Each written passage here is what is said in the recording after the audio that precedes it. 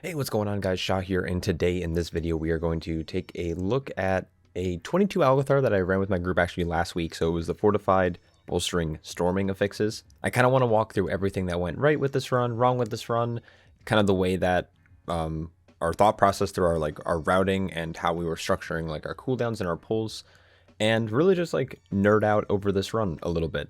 At the time of completing this run, the size I think was 400-ish, in the realm of 400 US, and it was a little bit over 1,000 world, but nothing too crazy. But from the Brewmaster's point of view, pretty solid key, and I was pretty happy with our group's performance here. So let's dive in. My build will be in the description below. I'm going to have the talent WoW calculator there. I decided to actually opt out of Bone Dust Brew, so if you notice in my UI, this Bonus Brew icon is here, but I do not have it, the ability, I just don't have access to it, so you'll never see this go off in the key. I'm also running Pretense of Instability, which is allowing me to have a lot more dodge. It's a pretty solid defensive talent here. My goal was to really stay alive. I've been really focusing the last couple weeks on optimizing my damage as Brewmaster, but now that we're kind of getting into these higher keys like the 22s, I just felt like my damage isn't as important as staying alive, because if I die, my group most likely will die. So that's kind of the plan. Now at the start of this key, I accidentally ran out the wrong way, just because how my character was facing. I just ran out the entrance. So that's why you saw me run out there really quick and run back in. Nothing special. I'm going to be grabbing the crit buff here. You can grab verse as well as Brewmaster. It's just I find that crit allows me to have a little bit more damage, and it's going to have a little bit more throughput from that Celestial Fortune. Though I think in the future I'll probably be opting in for versatility. So our first pull is going to be fairly sizable. Our original plan was to lust, but I ended up forgetting to lust. So I do drop my statue behind me. I'm trying to get early threat generation started on these mobs here on the left-hand side, and then we're going to swing on over to the right, or I guess left, and grab this other Lasher pack. Now I was struggling because I couldn't get Chi Wave off because I was out of range of the mob. But I'm going to try to stay in range of both of these statues that you see off to my right-hand side for both me and my Windwalker. Now, luckily, both of these swirls are pretty, or I should say both of the Lashers are pretty synced up there. That's kind of what you want to see. If you can get all the Lashers in the active pull doing their seeds at the same exact time, that's like best case scenario. Now, again, we forgot to lust. We don't have a lust in this group. I do have drums on my bar, but I just kind of forgot to hit them with how hectic the start of the pull was. And in the future, we'll probably have another DPS have that bound.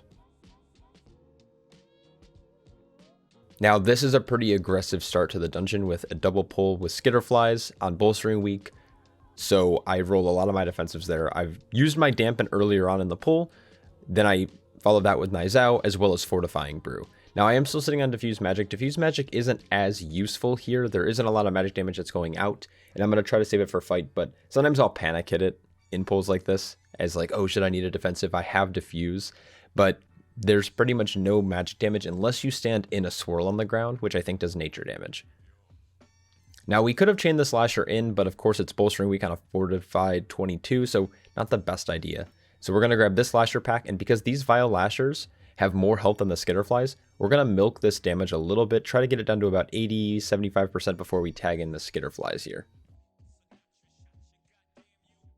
Now, in a perfect world, you'd have most of your group somewhat near melee, so Skitterflies aren't jumping too far out to optimize cleave, and then you can all run the same direction when dodging these swirls, but my movement here is a little bit more sporadic. So once again, if you see me not hitting Bone Dust, it's just because I'm not talented into it currently. Now, I'm saving things like Statue and stuff for the fight. I do pop a Celestial Brew there, and we're feeling pretty healthy, actually. You're going to constantly see that I'm going to be sitting around about 150% to 200% stagger. A quick Purify here should clear that up. One other thing I decided to do is I normally run Training of Nizao, but in a Fortified Algeth'ar, I actually opted for Light Brewing in this dungeon as well. It just allows me to have a little bit more consistent and on-demand healing from my Celestial Brew, instead of kind of praying that my healer will cover me for most of the dungeon. So I do lose a little bit of damage from that last lack of mastery. Now, the reason I'm doing this with my camera is because this is when I realized that I forgot to lust, and I was a little bit triggered. I was like, fuck, dude. So that was a little bit of visible rage. So we're going to go right into the Ancient here. Like I said, we meant to drums the very first pull of the dungeon, but we're going to be using it on this fight. I think when the ad set the second ad set comes out, or is it first ad set? I honestly don't remember. We'll see in a second. Germinates, we're going to try to stay stacked here to keep these guys nice and clumped up. The name of the game is don't get hit by swirls. I think I get hit by one later in the fight. It's more important that DPS don't get hit because it does a ton of damage. But on a fortified week, I feel pretty healthy. Make sure we dodge the branch coming out. And then we're simply going to kick it. Now the idea is to nuke this guy down pretty quickly. So we are focusing the branch cleaving onto the Ancient. Now you can try to min-max this. I could like ring this guy out and then try to not have the Ancient heal at all. But the abundance healing from this circle is static. It won't change from dungeon level to dungeon level. So in a hierarchy like this, you're not even going to notice his health go back up.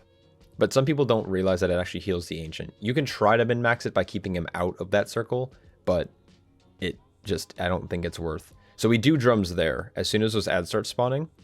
That allows our healer to have higher throughput. It allows us to kill these lashers really quickly. And I have detox available, and so does my healer. And so does our, I think our Windwalker's playing detox. He might have not been in this key, but basically we have 2 to 3 detoxes. So the poisons we're never really scared of. It's really important to move the Ancient on top of all of the lashers if possible, because we want to optimize our cleave as best as possible. And then we're going to kick the branch here. Typically, I kick first, followed by a DPS, but it can really work anyway. We have Shocking Disclosure rolling for that set, and he should die pretty quickly. And now we'll probably get one more Germinate and burst forth. Same thing here, we're going to stack up on this skull marker above my head. We're going to move around the room. And then as the burst forth comes out, we're going to make sure we try to CC. I use the Decoration of Flame there to get Snap Threat, and we're actually just chilling. Normally what we can do, or sometimes what we do is we end up like dropping a Ring of Peace. Sometimes we'll start with like a Lake Sweep or a Fear Sigil, and it's good. And that pretty much encapsulates the boss fight. So the last Germinate's going to come out here, but we're going to quickly send him to the grave and move onwards. Now this next, this Guardian Sentry appears. It actually gave us kind of a hard time. I think I got stunned off the rip. Our Demon Hunter got hit by a tornado that came through the wall at him. I wish they would do something like, not even for the fact like when I feel like when I'm like focused and I'm gaming, it's not hard to dodge. But I think in general, the tornadoes that the Sentry spawns just happen way too fast. But I'm going to sit here up against the wall. This tornado spawns fairly quickly. I try to move out of it. I do get stunned here. And then this is the tornado. So it's going to go into the wall here, as you'll see. It's in the wall now. Our Demon Hunter doesn't see it, and he gets clapped as he's trying to follow the Sentry around. And with like a full melee comp, we have just a lot of people. Luckily, we got an extra guzzle there. Big Grief Torch. We're going to line of sight. We end up getting the battle res because we don't feel like the runback's worth it. And this guy is really beefy on a 22 fort. And we want to make sure that we're just getting him down as fast as possible so we can keep moving on. This is a pretty tight dungeon for the most part. So we want to make sure that we're able to keep our momentum going. Now this guy does a ton of magical damage. For a Brewmaster, you have really only 2 solid cooldowns for this guy to mitigate those big hits, and that's going to be Diffuse and Dampen and Celestial Brew. So if you don't have Celestial Brew available, I recommend using Dampen. There I got hit by a tornado and his Tank Buster, and I somehow was still able to live. If this was a 23, I would have just been pretty much flattened. And we are off to Crawth's platform. Now, most weeks you can pull in the Eagles from the side to kind of like fast track the RP. But of course it's bolstering week. So we're kind of just up against the clock here. We have to take each pull as it comes. We can't really try to double anything up because that will typically lead to a wipe. So the Eagles go down and we are going to just wait for this next set to spawn. Now, unfortunately, this Alpha Eagle is going to get pretty bolstered here because there's 5 Eagles currently in the pull. I'm going to Shocking Disclosure here. It's going to give me a good bit of damage on this pull. As you can see, though, these Eagles start to really push my shit in, and especially once this Alpha Eagle gets bolstered, some of these autos are really going to start to chunk. And yeah, I mean, there's nothing really too much to these pulls. Once the bolstering starts to fall off, these guys are pretty tame, but of course we don't want to go and chain pull again because then the Alpha Eagle will just bolster everything else in that pull, and that will not be good. So there isn't really a lot of optimization we can do here when it comes to bolstering, but that's all right. So we're just trying to get some early threat. We do start with some CC earlier on the pull. I had a leg sweep there because I saw kind of threat was all over the place from both healing aggro as well as DPS aggro from like Immo War and stuff. So just want to be mindful of that. I'm trying to sit on cooldowns the best I can here. Oh, one other thing that's unique about this build that I'm running is I was actually running Blackout combo. And that makes it so I can like pause my stagger. I can kind of fast track my purified chi if I need to. Just for like being able to get 10 stack Celestial Brews more often and more frequently. It's more cooldown recovery on Purifying Brew and on Celestial Brew, so I can get those more frequently. So I really was trying to play like the most tanky defensive build I possibly could while not losing too much damage. So that's something that's kind of unique. I don't know if I'm really going to talk about it much outside of mentioning it here. But basically, every time I blackout kick, I typically want to follow that with the keg smash, but I was trying to be very active about how I was going to use that blackout combo. There were a lot of times where I go into a purifying brew after it, or a celestial brew, not just a keg smash. Now I waited a little bit on the orb there because our healer was getting mana, and as soon as you throw in this third orb, the fire pools start to spawn, and then cross spawns immediately after. So we just wanted to make sure that he was getting fully top tier. Now, it's not a tyrannical week, so honestly, we shouldn't be too scared, but that's okay. Now, our normal strategy, or what we planned on doing originally, was lusting the first pull of the dungeon, and then lust was going to come up on this boss, but instead, we will not have lust here, and we're going to use it at a different point in the dungeon, but Crawth isn't too scary. I started with Dampen Harm, and now I'm going to follow the second so the first Savage Pack was Dampen Harm, the second Savage Pack was Celestial Brew, and then I'm basically rotating between Defensive and then Celestial Brew, Defensive and Celestial Brew. I used Diffuse Magic here for this Deafening Screech, just to help mitigate some of the damage so our healer can keep the rest of the group topped, while I focus on making sure that I'm using my defenses properly and my Celestial Brew for this Savage Pack. So we're dunking a few orbs here. I'm typically in charge of dunking. I might have my healer dunk one. Savage Pack comes out. We have a really big Celestial Brew there. 10 stack. And then Deafening Screech comes out again. Now this is really on our healer. So I'm going to focus on making sure that I'm getting these orbs sent at the right time. Now I'm going to hold off a little bit here. We want to milk a little bit of damage. I want this Savage Pack to go off and be almost done before he gets stunned. So I have 4 seconds left, 3 seconds left. The boss gets stunned. And now we're just sending the full Zug. This gave me enough time to build up another Celestial Brew for the next Savage Peck. And we're going to start moving around after this to start getting the orbs into the next goal. We want to drop around 3 stacks. If we need to drop earlier, we can. But I'm going to try to get that done as fast as possible. I have for a Celestial Brew, they're on that last peck. And I have another peck that's coming up. Now, I don't have any cooldowns for this next one. So I told my healer, I was like, hey, this next one, I really need you to focus on keeping me alive. So Savage Peck comes out here. I actually just had Nizal come up. That'll help out a good bit. Nothing too crazy. It's not like Dampen Harm, for example. But now I have Celestial Brew available. I decide to pop it for the rest of that bleed because my healer is stuck down here in this corner for some reason. He finally was able to get back up, and we are off to the races. I connect there with our DH. And I have Dampen and Diffuse when needed. Now we are at 2 stacks, but we only need to send 1 more gold to drop. So we're going to take this Deafening Screech. We're going to get top here. We had Shout available, Rallying Cry, I should say. And I'm about to dunk here.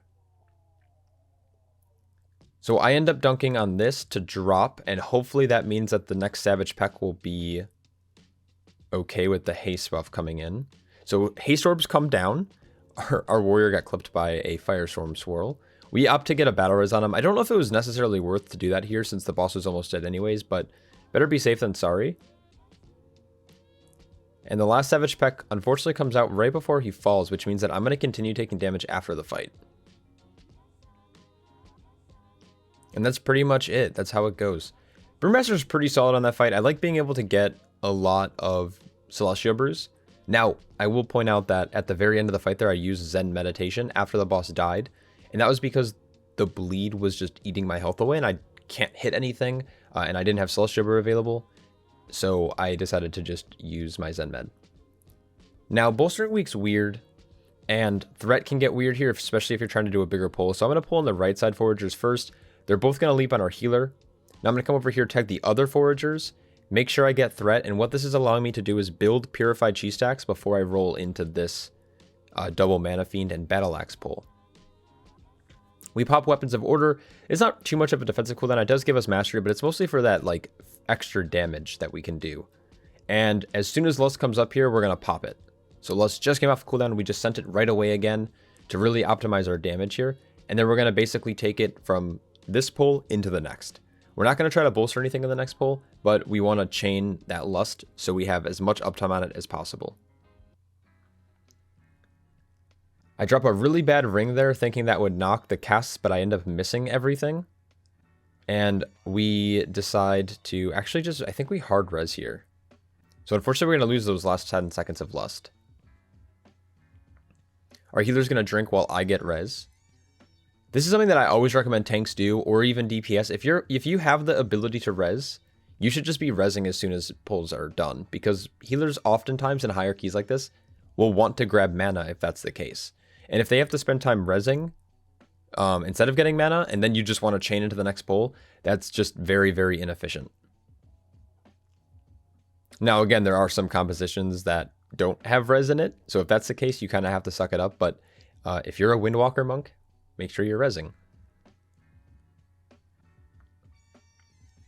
The main priority here is Scepter. Now, this pull is a pretty small. I'm surprised we don't end up sending Zuen here.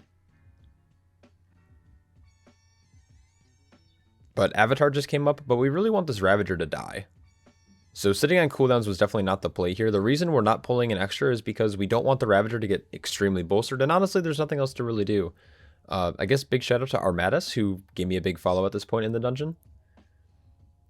Random minor plug. If you want to see me do keys live on stream, come check me out. Link will be in the description below.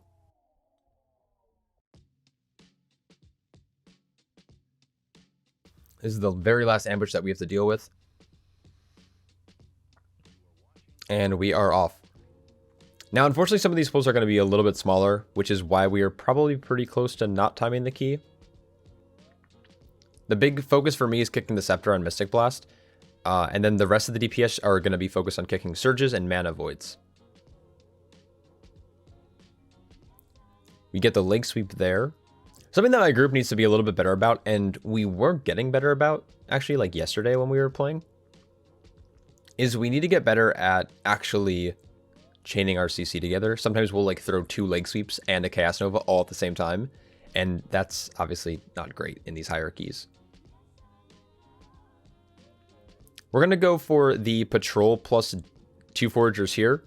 And basically what I'm going to do is we're going to kill these 4 Foragers on top of the Ravager, and then when the Ravager's bolstered, we're going to use defensives, and I'm going to pull in new Ravagers. And that's to hopefully maintain like optimal cleave and to have like kind of still efficient DPS. We're trying to keep the Vicious Ambush as close to melee as possible so we're not chasing the Ravager around like crazy. It's really important that whoever gets targeted by the Ravager is like paying attention to that and keeping that in mind. Like, yeah, you don't want to hit anyone with the circle that's around you, but you also don't want to be 30 yards away so DPS are chasing people around. It's also better control of the frontal. You can tell that we don't really have to sidestep too much to dodge it. Now Ravager is at 4 stacks, so I'm going to roll up. We're going to grab these Foragers here. I'm going to use my Celestial Brew, and then now that I'm feeling a little bit healthier and our group's not low, I'm going to pull this next set because these Vicious Lunges, if they do come in and hit, you know, a range player, I don't want them to go down. And when I say range player, I definitely mean our healer. So again, we're just dodging the frontal and we're focusing the Ravager still while cleaving down the Foragers.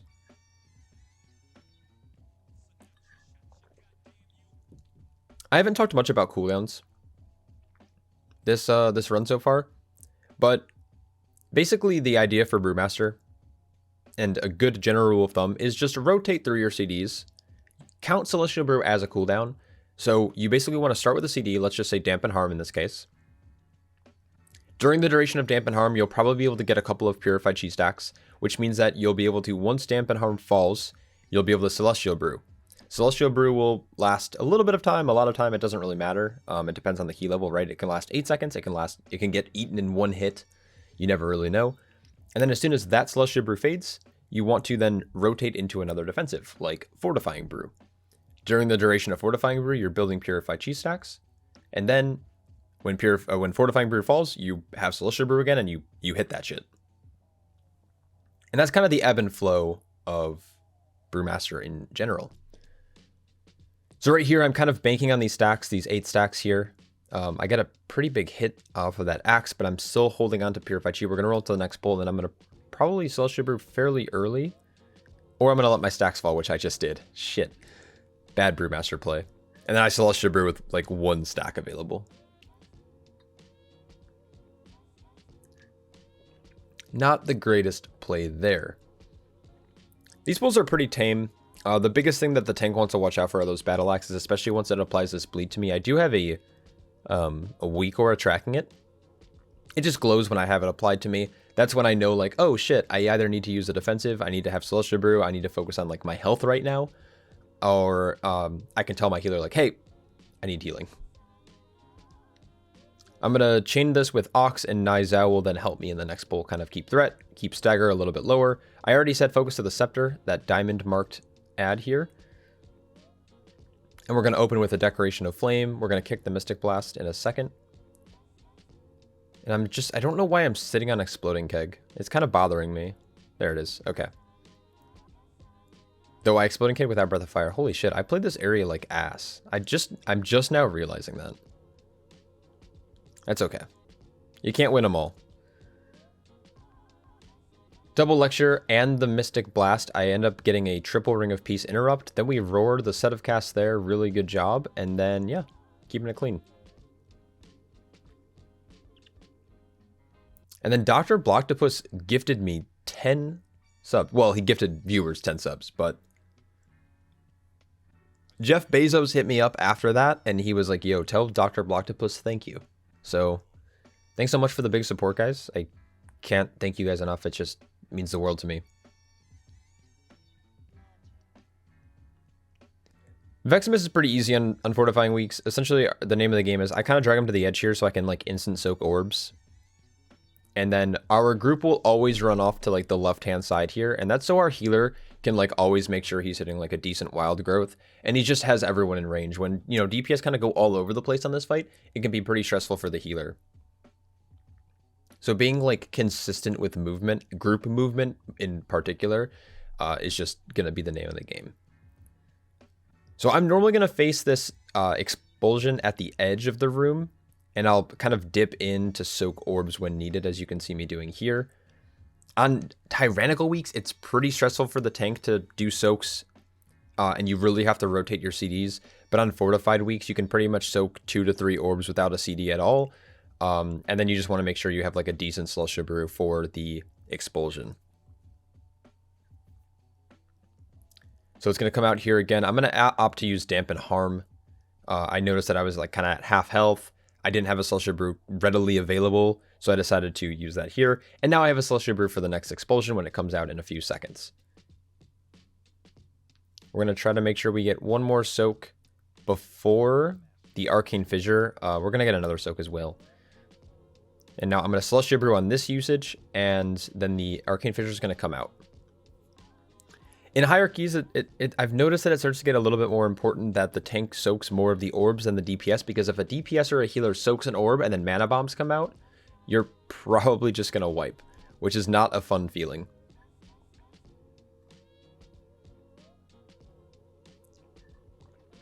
Sometimes there is like a bad overlap with like the frontal and bombs coming in, so that's when your DPS do need to make sure that they're soaking.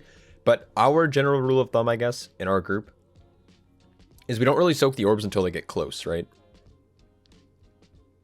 I try to soak them if possible. Like I'll soak this one here that's coming in, but I want to make sure that I'm aiming this frontal away.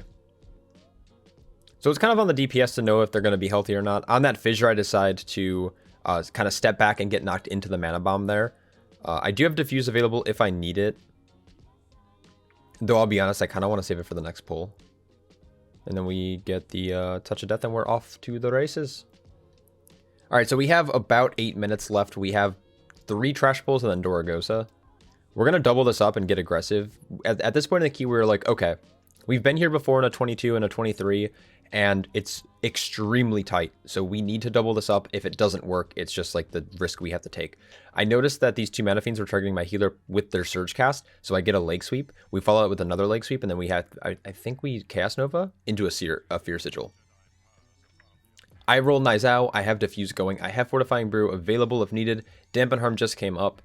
So we're kind of just chilling here. We're making sure that we're kicking the Mystic Blast. And now I'm going to slowly start kiting, because at some point I'm going to probably need to outrange the Battle Axe or kite out these mobs because they start to really hurt, especially once I'm out of CDs. So Dampen Harm just faded there. I still am sitting on Fort. I just had Weapons of Order come up and I hit it. I had a decent Celestial Brew there. It wasn't too crazy. So we're going to let that go. And then as soon as that fades, I'll probably opt into using Fortifying Brew here. I don't remember if I hit it. I'm pretty sure I do though. Because now these mobs are kind of bolstered. There we go. 4 Brew is now rolling. Our Windwalker did go down there. I don't know what he died to. It was probably like a bolstered Mana Void. But he's going to be able to get back really quickly. He's already back in the pool, ready to engage, and we're getting kicks on these surges. Now, I had nothing for that Battle Axe, so I decided to just roll backwards out of range, not to deal with it. And right at the end there, I did have a 10-sec Celestial Brew, but it's going to fall off here in about 4 seconds. We actually did that pull really well. I was actually really proud of us getting that down because there's been a lot of times in like other 22s and 23s and 21s where we do that pull after Vexamus and we're like, oh, we got to go. And then we just kind of like fall and trip over ourselves. But I think at this point in the key, we really started to kind of clean it up. I was trying to get a kick on that Invoker and then we ended up getting like a stun and it just got weird. You want to drag these mobs kind of back to the stairs. And the reason for that is because you can be underneath the Astral Whirlwind and you won't get hit by it. So if DPS need to, they can stand where I'm at and they won't get hit if we don't have any like CC. We are trying to do our best to keep things like locked down with like Leg Sweep. I Ring of Peace here. We're making sure that we're kicking just so DPS can actually continue doing damage. But the stairs are really valuable for these Echo Knights because it allows us to actually have really high uptime. You can see our Arms Warriors just blowing into these men. 200k, dude, Arms Warriors are so cracked. So as these guys are sitting at like 3-4 stacks of bolstering, I'm honestly just kind of dipping in and out because their melees really start to hurt, not just the Whirlwind. I Tiger's Lust our Druid here so we can get the root on the patrol, and then we're going to just drag this into the boss room. Now, if we were really tight for time, what we would do is we'd probably just start to bring this into boss and just deal with it. Because we have Lust available, we would be able to go in, we could drums, just nuke this stuff down while kind of just like inching away from these whirlwinds while saving CC. Now that's something you have to do when it gets really, really tight. But in this key, we end up we're like, all right, we have 5 minutes. We have Lust available for Doragosa. It is a fort week. So why don't we just kill this trash pull, go into Doragosa, and we're chilling. So that's what we end up doing here. We're just kind of chaining Nova and other AoE CCs just to really lock down these Astral Whirlwind casts. Our Druid is going to sneak away at this point to go get some mana before the boss fight, because with just 2 Echo Knights left, it's all pretty much avoidable damage. And I had a really big Celestial Brew there. So you can see him in this corner. He's just drinking right now. So he just finished his drink, so now he's coming back in. I'll be honest, I don't know if he'll end up watching this video. I just want to make this comment. I hate that he plays with like the gummy bright blue cat form, because more often than not, I think it's our Windwalker's Zuen White Tiger cooldown. And more often than not, when he's like standing on, like, I'll just like, I think that he's not a player, so I'll like step on top of it when there's like a frontal or something like that. One day I'm going to get Mr. iPhone 4 killed. But for now, we're chilling. I like to drag the boss to the right side of the room here. I don't think there's really an optimal strategy. Fun fact, you can line of sight the power vacuum on these pillars, like right here. You can line of sight this AoE on the ground by going behind these pillars if you have the boss in the right spot, which can be pretty beneficial for, in some instances, if you want to like make sure, really milk your melee uptime. Maybe I'll do a video talking about that.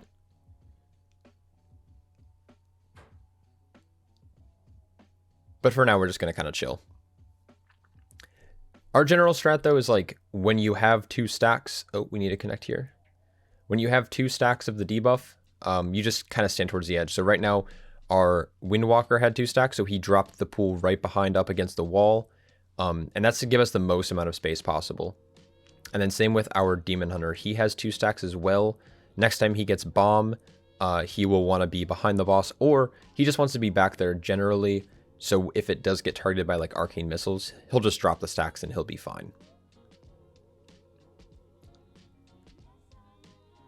So we just roll out there, and then we're just continuing to make way. Now the biggest thing that I notice that kills people on this fight is the Astral Breath, because it always comes out at like a weird time. You can see that our Demon Hunter dropped his pool as well, way in the back there. That's really good placement. Because now these orbs are out of the way, we have a lot of time to see them coming to react, except our Windwalker just got hit by an orb there. Fucking idiot. And we're just vibing. But yeah, normally it's like Power Vacuum followed by Bomb, and then when people are running the Bomb out to drop things up against the wall, that's when the breath comes, and that's when it's the most scary. Because, you know, just you're not paying attention typically to where the boss is facing, or you're just like really far away, and because it is a cone, it's much harder to dodge in range than it is obviously in melee. And then as these pools spawn on the ground from hitting 3 stacks of the debuff, I'm just like dragging Doragosa kind of away from those pools just to make sure that my melee have the most amount of time possible so they can see those incoming, and just like chill. Our healer ends up getting hit by the orb, actually. I said, yo, look out for the breath. He was focused on the breath. There was an orb like on top of him that hit him, and he just died immediately. But with the boss being at 5% health, we are actually in a really good spot, and we're going to just like chill here, waiting for the touch of death. I'm going to sit inside of this pool and touch. And that is the key. We had about a minute left, 5 deaths. Not too bad though, honestly. Pretty happy with this. 70k-ish, 68k overall. I'm not too happy with. I don't think I would run this build again. Once again, I was running like a blackout combo, pretense of invincibility. Like very, I don't know. It was kind of like I feel like it was almost like too much recovery on things like Purifying Brew, Celestial Brew, that it didn't really matter as much. And I think going forward on like Tyrannical weeks, it might just be better to run something a little bit different. It is totally viable not to play Bonus Brew, but once again, I really like Bonus Brew. I don't find it clunky in the rotation. I find it actually kind of nice to hit. You have like this nice little sequence of like Bonus Brew into like Exploding Keg into like a Spinning Crane Kick. And I like that. I like that kind of structured order to how abilities should work in a rotation. But yeah, pretty good run. These logs are available as well. I might link them below if you ever want to look. Our damage overall was kind of low, especially from our Windwalker. My damage was a little bit lower from where I normally am in this key, as well as other Brewmaster monks. But again, the name of the game for me was just survivability. But I hope you guys enjoyed this little like breakdown analysis, and let me know if you have any questions or anything that any like tips for me that I can use pushing forward, and I will catch you guys all in the next one. Peace.